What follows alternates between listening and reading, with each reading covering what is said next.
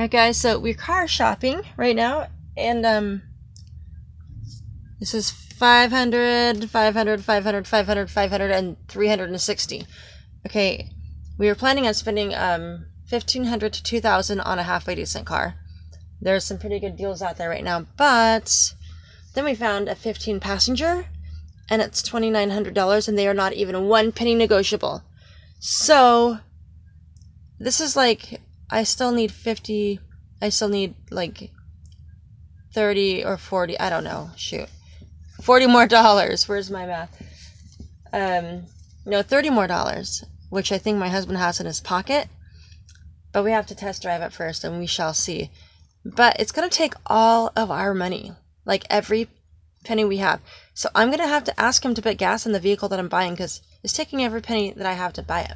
It's very frustrating, because we wanted to save some money to buy my husband some tools for a job that he's going to get. But it's a 15 passenger car.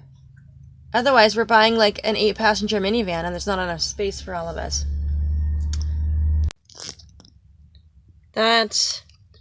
I wish I had this much money all the time. It looks like so much money. But it's only $2,900 bucks. But it feels nice to just kind of play with it, you know. Because we usually don't have this much money. And it will be going today on something wonderful that will fit us all.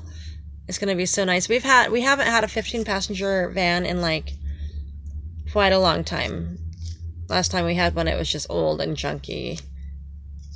And we've had minivans since then, which we've all kind of crammed in there. It's been hard.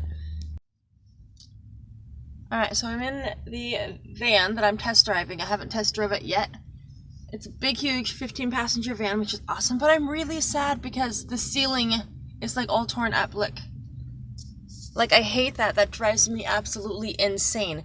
And what happens with my kids, my little ones, when there's like a tear or something, my kids just yank on it and peel it off.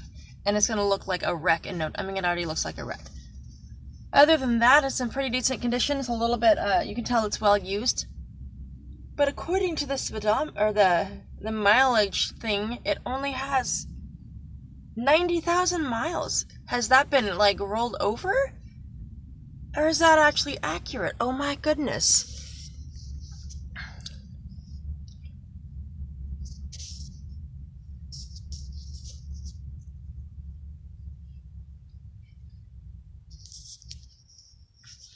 Now, if this actually has 90,000 miles, I think I should probably like not worry about the roof so much, because that could be redone. And not that we'll get around to it. Maybe we will, maybe we won't. But man, we're tired of being... Okay, so first of all, we haven't had a car for a while since Thanksgiving, and our minivan, the transmission went out of our minivan. Second of all, we've been, tired of being all cramped up in a minivan. This is going to be so much nicer. So sad about that darn ceiling, though. But I gotta worry about the important things, like the engine and the mileage, the tires. We'll see if we're gonna buy it.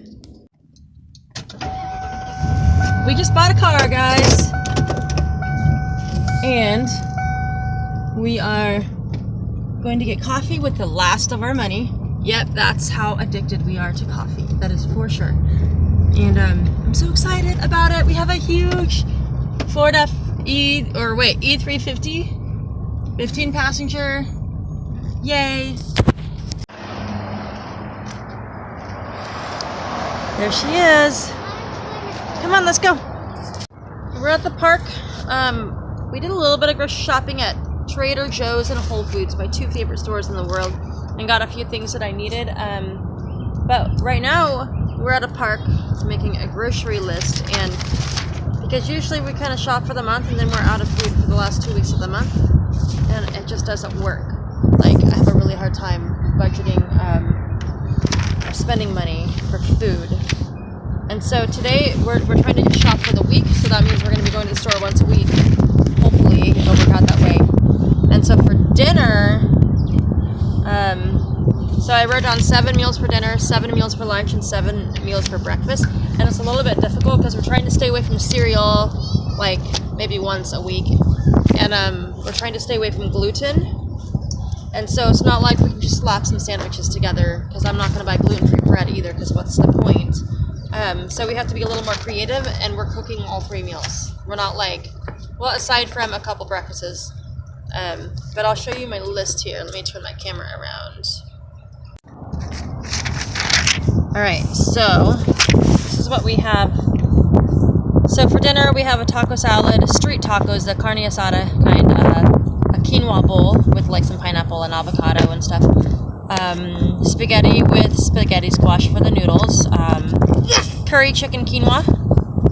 Irish Sundays, which is a baked potato with steamed broccoli and bacon and cheese and all that goodness.